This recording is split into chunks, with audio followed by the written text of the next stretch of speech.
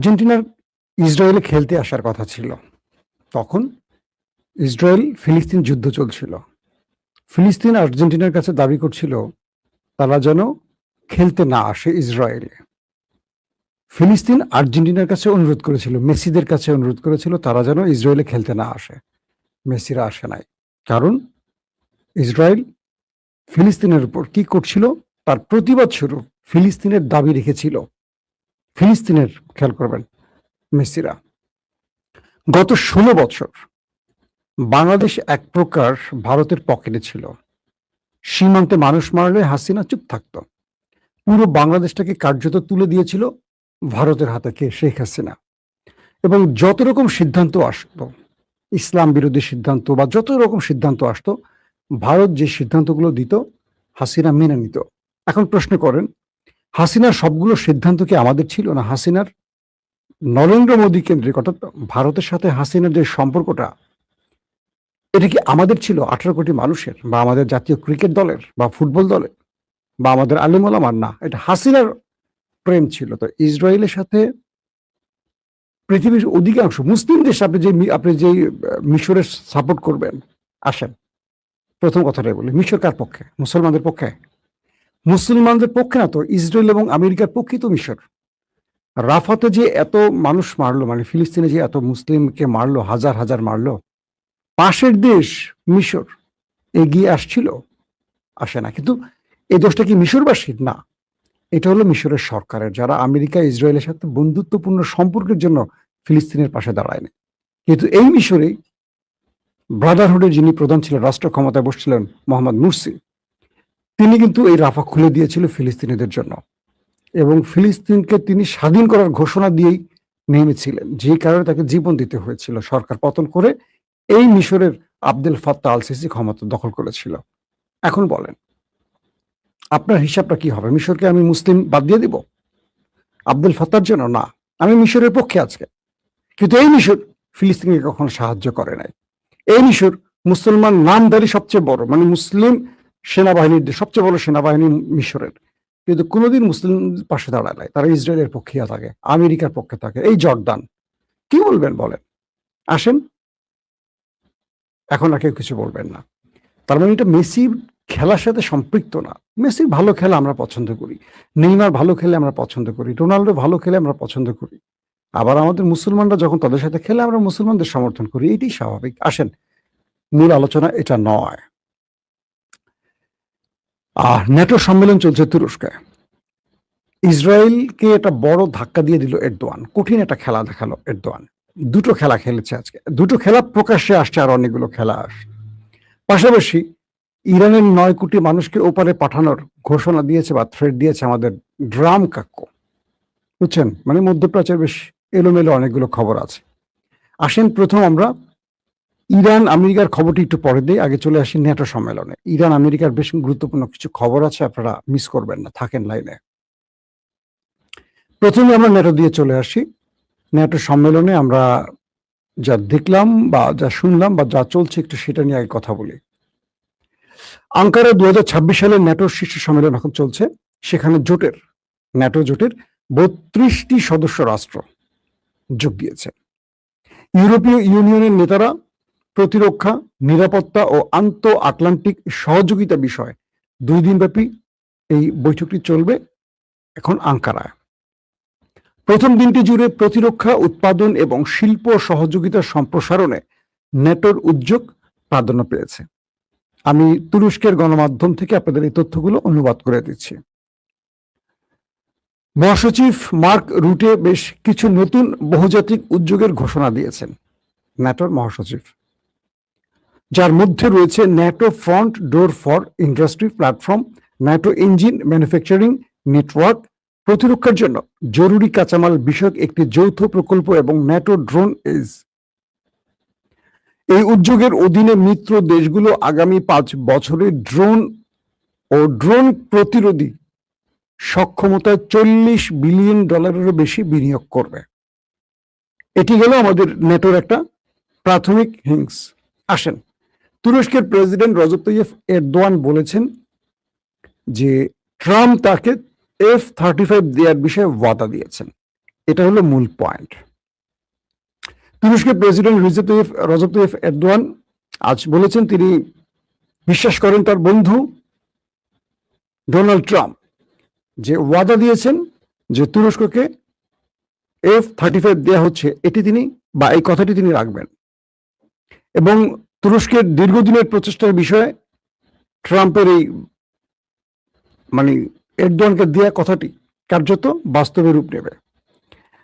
President Donald ট্রাম্পের সঙ্গে এক বৈঠকে এরদোয়ান বলেন যুদ্ধ বিমানের বিষয়টি দ্বিপাক্ষিক সম্পর্কে কোনো নতুন বিষয় নয় এবং এ নিয়ে ওয়াশিংটনের সঙ্গে বিস্তারিত আলোচনা হয়ে গেছে এবং ওয়াশিংটন তাদের কথা দিয়েছেন। মূলত ডোনাল্ড ট্রাম্প এখানে দুটো মাইন্ডকে চিপায় পড়েছে। এক, ট্রাম্প তার বক্তব্যে বললেন সাংবাদিকদেরকে যে ন্যাটো আমার কোনো কথা শোনে নাই, ইরান আমাকে মেরে তক্তা বানিয়ে দিল, আমি ন্যাটোকে বারবার ডাকলাম বাঁচাও বাঁচাও বাঁচাও বাঁচাও বাঁচাও, ন্যাটো আমাকে বাঁচাতে আসলো না। আমি ভেবেছিলাম এই সম্মেলনে আসবো না, কারণ ন্যাটো আমার কোনো কথা শোনে নাই, কিন্তু আমার বন্ধু এরদোয়ানের আহ্বানে আমাকে আসতে হলো। যদি সামিটটি তুরস্কে না হতো তাহলে আমার যোগ দেওয়া হতো না। কিন্তু আমি রজব তাইয়িপ এরদোয়ান মানে বন্ধু সম্বোধন করে বলছেন যে তার আহ্বানকে আমি না বলতে পারিনি। এবং তিনি বলছেন যে তুরস্কের সঙ্গে আমেরিকার যে সম্পর্ক এটি এরদোয়ানের কারণে আরো ভালো হয়েছে। আমেরিকার এটা হলো দুইটা রাষ্ট্রের সম্পর্ক, এখানে আপনারা ধরবেন না যে তুরস্ক কাফের হয়ে গেছে, এখন তো বলবেন কাফের হয়ে গেছে। বিষয়টা হলো কি, প্রতিটা রাষ্ট্র তার নিজের স্বার্থে কিছু রাষ্ট্রের সাথে সম্পর্ক করে, এখানে ইমান, আকিদা, ধর্ম এই জিনিসগুলো থাকে না। আপনারা যারা কুরুলুস ওসমান বা আর্তুগুল সিরিজ বা এই তার্কিশ সিরিয়ালগুলো দেখেছেন বা খোলাফায়ে রাশিদিন, উমাইয়া খেলাফত, আব্বাসীয় খেলাফতের হিস্ট্রিগুলো যারা পড়েছেন জানেন, শুধু মুসলিম মুসলিম সম্পর্ক না, এখানে বাণিজ্যিক সম্পর্ক অনেক রকম থাকে। মূলত F-35 পঞ্চম প্রজন্মের যুদ্ধ বিমান আমেরিকার তৈরি, এটি রয়েছে ইসরায়েলের হাতে। তাই ইসরায়েল তুরস্ককে মাঝে মাঝে ভয় দেখায়, এই পাঠাই দেবো কিন্তু তোর দেশ ছাপা করে দিয়ে আসবে। তো তুরস্কের চেয়ে অ্যাডভান্স এই জিনিসটা আছে। তো তুরস্ক নিজেই কান ফাইটার জেট বানাইছে, এটাও পঞ্চম প্রজন্মের। তো তুরস্ক জাস্ট ইসরায়েলকে দেখানোর জন্য আমেরিকা থেকে বেশ কয়েকটা F-35 এর বিষয়ে আলোচনা করেছে। যদিও তুরস্ক এটা বহু বছর আগে $2 বিলিয়ন দিয়েছিল, কিন্তু বাইডেন এসে শেষ পর্যন্ত এটা নাকচ করে দেয়। কারণ কি? Joe Biden. কারণ কি? তুরস্ক তখন রাশিয়া থেকে S-400 কিনছিল, এই অপরাধে তুরস্ককে আর F-35 দেয় না। অথচ এই S-400 ভারতও কিনছে, কিন্তু ভারতের উপর কোনো স্যাংশন আসে নাই, যেহেতু ভারত হিন্দু দেশ। তুরস্কের উপর জো বাইডেন স্যাংশন দিয়ে বসে। তো এবার ট্রাম্প এসে বললেন যে তিনি কথা রাখবেন, তুরস্ককে F-35 দেবেন। এটি ইসরায়েলকে ধাক্কা দেওয়ার জন্য মূলত এরদোয়ান তার ঘরে নিচ্ছেন, অর্থাৎ তার এখন খুব বেশি F-35 দরকার নাই। সে বরং বলছে যে F-35 তুমি যদি না দাও তাহলে F-16 আমাকে দিয়ে দাও, আমার আরো F-16 লাগবে। F-16 দিয়ে কিন্তু খেলা দেখায় মূলত পাকিস্তান আর তুরস্ক। তো এখন নতুন করে আবার আলোচনা হলো যে ট্রাম্প বলছে F-35 দিবে। মূলত তুরস্ক এই F-35 তার ঘরে ঢুকাবে, ঢুকে ইসরায়েলকে বোঝাবে আমার কাছেও আছে। এক, দুই, ধরেন 1 বছরের মধ্যে এইটার আদলে বা এটার চেয়ে আরো নতুন সংস্করণে আরো আধুনিক যুদ্ধ বিমান বানিয়ে ফেলবে তুরস্ক।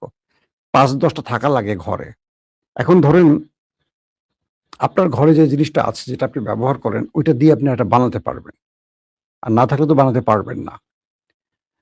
তো এখন তুরস্ক এখানে একটা খেলা খেলতে চায়। পাশাপাশি গ্রিস, ইসরায়েল, আরো কয়েকটি দেশ যারা তুরস্ক বিরোধী রাষ্ট্র, তারা চেয়েছিল এই সামিটে যেন, ন্যাটো সম্মেলনে যেন মিস্টার ট্রাম্প না আসে, কারণ এটি হচ্ছে তুরস্কে। আর তুরস্ক এখান থেকে অনেক কিছু তার পক্ষে নিয়ে আসবে, মানে তুরস্ক এখান থেকে অনেক কিছু তার পক্ষে নিয়ে আসবে। এরদোয়ান তো খুব চালু খেলোয়াড়, এরা সবাই বোঝে। আর এরদোয়ান চিন্তা করছেন যে আমি যদি ট্রাম্পকে আমার দেশে নিয়ে আসি, দুটো লাভ। এক, তুরস্কের উপর আমেরিকান যে স্যাংশন গুলো আছে, বাধাগুলো আছে, বাণিজ্যিক যেই সিলমোহর মেরে দেয়া আছে, এগুলোকে সে উন্মুক্ত করবে দুরস্কের বাজারটাকে আরো উন্মুক্ত করার জন্য। বিশ্ববাজারে তুরস্কের সহজ পণ্য রপ্তানির ক্ষেত্রে আমেরিকার যে বাধা, সেগুলো তুলে ফেলা, বা আবার অস্ত্র ব্যবসার ক্ষেত্রে যে বাধাগুলো, সেখানেও আবার তুরস্কের অনেক যন্ত্রপাতি আমেরিকার মিত্ররা বা আমেরিকা দিয়ে থাকে, সেগুলোর জন্য তুরস্ক অনেক জায়গায় আটকে থাকে। তুরস্ক মানে ট্রাম্পকে আনছে ইরানের যুদ্ধের জন্য না, আনছে তার তুরস্কের লাভের জন্য। এই যে 35 নেবে, আরো অনেকগুলো বিষয় সমাধান করবে, অনেকগুলো বিষয় তুরস্কের পক্ষে যাবে, ট্রাম্পের পক্ষে যাবে না। ট্রাম্পকে এনে চা খাওয়াবে, 10 টাকার চা, পিছন থেকে ধরেন 10 বিলিয়নের কাজ করে নেবে, এটা হলো মূল টার্গেট। তো শেষ পর্যন্ত ট্রাম্প যখন আজকেই আসছেন, আজকে তিনি তুরস্কে পা রাখছেন, আঙ্কারা এসে এরদোয়ানের সাথে দেখা করছেন, দুজনে বৈঠক করছেন, কথা বলছেন সাইড লাইনে একদম ফ্রন্টে, এবং দুজনে বন্ধুসুলভ আচরণ করছেন, কুচকাওয়াজে যোগ দিয়েছেন, তুরস্কের সেনাবাহিনীর সাথে দেখা করেছেন, তাদের সালাম গ্রহণ করেছেন, অনেক কিছু করেছেন। এগুলো আজকে গুরুত্বপূর্ণ কথা না। মূলত তুরস্ক এখান থেকে তার লাভটা নিচ্ছে আর ট্রাম্পকে বাগে রেখে আরো কিছু করে নেবে, এই এলো। আর ইসরায়েলকে বুঝিয়ে দিল, দেখ তুই সকল বাধা সৃষ্টি করলে পারিস নি, আমি এরদোয়ান আমার বন্ধুকে নিয়ে আসি। বন্ধু তো বুঝছেন কোন টাইপের বন্ধু। আবার আমি F-35 কাজটা করে নিলাম। আরো কিছু আছে, সেই বিষয়গুলো ধারাবাহিক আসবে। কালকে আমরা চাইবো একটা এক্সপার্ট ওপিনিয়ন রাখার জন্য আমাদের লাইভে। যাক, ন্যাটো নিয়ে ডিটেলস না বলি, ন্যাটো নিয়ে আমরা কালকে আরো অনেক কথা বলবো, সামিট চলবে কালকেও। আসি ট্রাম্পের কিছু পাগলামির খবরে। মিস্টার ট্রাম্প তিনি ইরানকে হুঁশিয়ারি দিয়ে বলছেন যে ইরান যদি শান্তি চুক্তির শর্ত না মানে তাহলে পুরো ইরানকে মাটির সাথে মিশিয়ে দেব। আমি চাইলে ইরানের 9 কোটি মানুষকেই মাটিতে পুঁতে ফেলতে পারে, কিন্তু আমি এই কাজটি করতে চাই না। 9 কোটি মানুষ ইরানের মাটির মধ্যে পুঁতে ফেলবে কিভাবে সম্ভব? তার মানে নিউক্লিয়ার অ্যাটাকের হুমকি আবারও দিচ্ছেন। তিনি বলছেন আমাকে ইরান যেন বাধ্য না করে পুরো ইরানকে ধ্বংস করতে, 9 কোটি মানুষকে মেরে ফেলতে। 9 কোটি মানুষকে মেরে ফেলার হুমকি দিচ্ছেন একটা প্রেসিডেন্ট। কল্পনা করেন, পৃথিবীর সবচেয়ে সভ্য দেশ দাবি করা, গণতান্ত্রিক দাবি করা, যারা ডেমোক্রেসি শব্দ সবচেয়ে বেশি উচ্চারিত করেন, নিজেকে সভ্য বলেন, সেই দেশ আরেকটি দেশের 9 কোটি মানুষকে, মানে যে দেশের 9 কোটি মানুষ, পুরো মানুষকে সে ওপারে পাঠানোর হুমকি দিচ্ছেন। এটা কোনো প্রেসিডেন্টের বক্তব্য? সভ্য মানুষের বক্তব্য? কোনো স্বাভাবিক সুস্থ মানুষের বক্তব্য? এগুলো মেনে নিচ্ছে কারা? তারা প্রেসিডেন্ট বানাইছেন তারা কি সুস্থ মানুষ? বুঝে শুনে বানাইছেন এরকম অ্যাবনর্মাল লোকদেরকে? ইরানকে হুমকি দিচ্ছেন পুরো ইরানকে সে ধ্বংস করে ফেলবেন, পুরো ইরানের জাতি মানে মানুষ সবগুলো মেরে ফেলবেন। আমি এরকম করতে চাই না, ইরান যদি বাধ্য না করে। মানে কি? ইরান তার হরমুজ প্রণালীর হক ছাড়বে না, আমেরিকা হক দিতে চাচ্ছে না। দুজনের দুটো রুট তৈরি করছে, ইরান একটা রুট তৈরি করছে, আমেরিকা বিকল্প রুট তৈরি করছে। প্রশ্ন হলো, আমেরিকা তোমার তো এটা জায়গা না, তুমি তোমার আমেরিকা থাকো, তুমি ইরানের বুকের মধ্যে ঢুকে ইরানের ব্যাপারে খবরদারি করো কেন? তোমার জায়গায় তোমার ক্যালিফোর্নিয়া, তোমার ডালাসে, তোমার নিউ ইয়র্কে, তোমার ওয়াশিংটনে, তোমার আলাক্সায়, তোমার কোথায় ইরান গেছে? কোথাও যায় নাই। তুমি ইরানের ঘরে বসে ইরানের নাকের ডগে এসে তুমি ইরানের বিরক্ত করছো কেন? ইরান কি জবাব দিল যে ট্রাম্পের এই বক্তব্য তার সকল সভ্যতা, সংস্কৃতি, বিশ্বস্ততা, আস্থা এবং মানবিকতাকে বৃদ্ধাঙ্গুলি দেখিয়েছে। আমরা ট্রাম্পকে এইটুকু বলতে চাই, আমাদের ধৈর্যের পরীক্ষা নেবেন না। ইতিমধ্যে আমাদের ধৈর্যের পরীক্ষা নিতে গিয়ে আপনি বুঝতে পেরেছেন আমাদের ধৈর্যচ্যুতি হয়নি, কিন্তু আপনার সময় শেষ হয়ে গেছে। আপনি হাতে পায়ে ধরে, অন্যদের হাতে পায়ে ধরে আমাদের কাছে এসে যুদ্ধবিরতি চেয়েছেন, আমরা যাইনি, একবারের জন্য যাইনি। ইরান বলছে যদি ট্রাম্প এই জাতীয় বক্তব্য দিতে থাকে বা এরকম স্বপ্ন দেখতে থাকে যে তারা ইরানকে মুছে ফেলবে, তাহলে ট্রাম্প এটার জন্য যে প্রায়শ্চিত্ত করবে, এটা ট্রাম্প শুধু না, আমেরিকান জাতীয় জানে না তাদের ভাগ্যে কি আছে। ইরান তাদের জন্য যেই পরিকল্পনা তৈরি করে রেখেছে, এটা আমেরিকান জাতি জানে না। ইরান হেরে যাবার জন্য আসে নাই। ইরানের 5 থেকে 6 হাজার বছরের ইতিহাস মাত্র 240 বছরের ইতিহাসের কাছে পরাজিত হবে না। ইরান মার্কিন যুক্তরাষ্ট্রের 240 বছরকে ইঙ্গিত করে বলছেন, কারণ ইরানের 5 থেকে 6 হাজার বছরের সংস্কৃতি বা ইতিহাস। তারা বলছেন ইরান মাথা নিচু করবে না, মাথা নিচু করা জাতি না, এটা পৃথিবী জানে। পাশাপাশি এটা বলছে যে আমরা আমেরিকার সাথে লড়াই করেছি, প্রতিশোধ এখনো নেয়নি। আমরা আয়াতুল্লাহ আলী খামেনির প্রতিশোধ, ইন্তেকাম নিতে যাচ্ছি। তার মানে হলো এতদিন যেটা ইরান করেছে সেটা ছিল তাদের আক্রমণকে জাস্ট প্রতিউত্তর দিয়েছে। আলী খামেনির প্রতিশোধ তার এখনো নেয়নি, কারণ তার প্রতিশোধ মানে কি, তাকে যেহেতু হত্যা করেছে প্রতিশোধ তাই হবে। এখন ইরান সেই দেশটিকে বলছে আমরা ওই দুজন ব্যক্তি, ট্রাম্প এবং তার বন্ধু আমার নেতা কাকু, এই দুজনের বিরুদ্ধে প্রতিশোধ নিতে যাচ্ছে। তার মানে ইরান তাদেরকে ছাড় দিচ্ছে না। ইরান তার ক্ষোভ সঞ্চয় করে রেখেছে এবং সেটাকে এখন প্রকাশ করতে যাচ্ছে। অর্থাৎ মধ্যপ্রাচ্যে আমরা বলতে পারি বড় কিছু ঘটতে যাচ্ছে। অর্থাৎ আমরা এটুকু বলতে পারি, আমেরিকা সিজফায়ার করে, যুদ্ধবিরতি করে এখন তার অস্ত্র জমা করছে, কারণ আমেরিকা মাইনকাচিপায় পড়ে গেছে, বিপদে পড়ে গেছে। ইরানের সাথে যুদ্ধবিরতি করে এখন তারা অস্ত্র মানে সংগ্রহ করছে, রেডি করছে এটা বড় যুদ্ধের জন্য। আবার ইরানের আক্রমণে ইসরায়েল তো মোটামুটি ছাপা খাপা হয়ে গেছে, মানে লন্ডভন্ড হয়ে গেছে। ইসরায়েলও রেডি হচ্ছে, আবার ইরানও রেডি হচ্ছে, কারণ ইরানের মিসাইল স্টোরেজের অনেক পথ বন্ধ হয়ে গেছিল বাংকার ব্লাস্টার বোমায়। ইরান এই সময়টার মধ্যে নিউক্লিয়ার বোমা হয়তো বানিয়ে ফেলতেছে। অর্থাৎ ইরান তার প্রতিবেশী বন্ধু চীন, রাশিয়া, তুরস্ক, পাকিস্তানের সাথেও ভিতরে যোগাযোগ বৃদ্ধি করে আধুনিক অস্ত্র আনার ব্যাপারে বা আমেরিকা ইসরায়েলকে মোকাবেলার ক্ষেত্রে কি কি পদক্ষেপ নিলে সুবিধা হবে এই জিনিসগুলো রেডি করছে। এবং কিছু কিছু গণমাধ্যম দাবি করছে যে ইরান তুরস্কের হেল্প নিচ্ছে ইসরায়েলকে সাইজ করার জন্য, কারণ ইসরায়েলের নেক্সট টার্গেট হবে তুরস্ক, সেই জন্য তুরস্ক রেডি হচ্ছে। আবার তুরস্ক চাচ্ছে যে ও আমার কাছে আসার আগে ওকে যদি আমার বন্ধু মাজা ভেঙে দিতে পারে, বন্ধ কি। গোপনে ইরানকে অনেক কিছু দেওয়া শুরু করছে, শুধু ইন্টেলিজেন্স শেয়ার না, অনেক কিছু। আবার পাকিস্তান, যে পাকিস্তানের সাথে ইরানের এত ভালো বন্ধুত্ব ছিল না, এবার সেই পাকিস্তান ইরানের মধ্যে অসম্ভব ভালো বন্ধুত্ব আমরা দেখছি। এটা এই অঞ্চলে ভারতকে এবং ইসরায়েলকে অনেক বড় চাপে ফেলে দিয়েছে, কারণ ইরানের নিউক্লিয়ার না থাকলেও পাকিস্তানের আছে। পাকিস্তানকে স্বয়ং আমেরিকা হয়তো বা অর্থনৈতিক কারণে চাপে রাখলেও পাকিস্তানকে কিন্তু মাথায় নিয়ে চলতে হয় পৃথিবীর বহু দেশকে। বোঝেন না, এক সৌদি আরবের সব আছে বিশ্বমরণ, শুধু পাকিস্তানের সাথে একটি সামরিক জোট করে সৌদি আরবের মাথা উঁচু হয়ে গেছে, কাউকে তোয়াক্কা করে না। আমেরিকা কি তোয়াক্কা করতেছে না, কারণ তাদের পাশে পাকিস্তান আছে। আমাদের বাংলাদেশের ভারতীয় ফিফথ কলামরা বা বা মোসাদের ফিফথ কলামরা, বা আমাদের বাংলাদেশে মালুদের চামচারা বা আওয়ামী এজেন্সির লোকেরা, এরা মনে করে পাকিস্তান কিচ্ছু, ভারতই বড়, পাকিস্তানের পক্ষে কথা বলে রাজাকার হয়ে যাবে, পাকিস্তানের পক্ষে এটা বলে। এরা যে ভারতীয় দালাল হয়ে গেছে বুঝতেছে না, এরা মনে করে পাকিস্তানের বিরুদ্ধে কথা বলা যাবে না। পাকিস্তানের সাথে আমাদের 54-55 বছর আগে যা হওয়ার হয়ে গেছে। জাপানে পারমাণবিক অ্যাটাক আমেরিকা চালাইছে না, সে আমেরিকার সাথে সবচেয়ে ভালো সম্পর্ক এখন জাপানের, জানেন তো আপনারা। তো বাংলাদেশের সাথে পাকিস্তানের যা হয়েছে, আমরা স্বাধীন দেশ পাইছি, এখন আমাদের বন্ধু। ভারতকে মোকাবেলার জন্য যদি আমাদেরকে ইবলিশের সাথে বন্ধুত্ব করতে, আমরা করব। বিষয়টা ক্লিয়ার? তো পাকিস্তান তো আমাদের দেশ দখলে আসবে না, আমাদের সীমান্তে মানুষ মারে না, বরং পাকিস্তান আমাদেরকে হেল্প করতে চায়। কারণ আমরা শক্তিশালী হলে পাকিস্তান শক্তিশালী হবে, দুরাষ্ট্রেরই স্বার্থ আছে এখানে।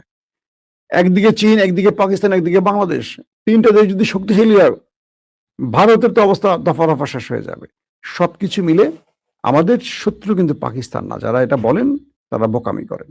তো সেই পাকিস্তানের সাথে ইরানের ভেতরে ভালো কি বলবো মাখামাখি চলছে, এটিও ইরানের শক্তি বৃদ্ধি করছে। ইরান এখন এই সময়টিতে আয়াতুল্লাহ খামেনির জানাজা শেষ করছে, এখন তারা আরো অনেকগুলো পরিকল্পনা নিয়ে কাজ করছে। এরই মধ্যে আজকে আবার মার্কিন স্বার্থ সংশ্লিষ্ট দুটো জাহাজ ইরান অ্যাটাক করেছে। আমি আজকে বিকেলের লাইভে আপনাদের বলেছি,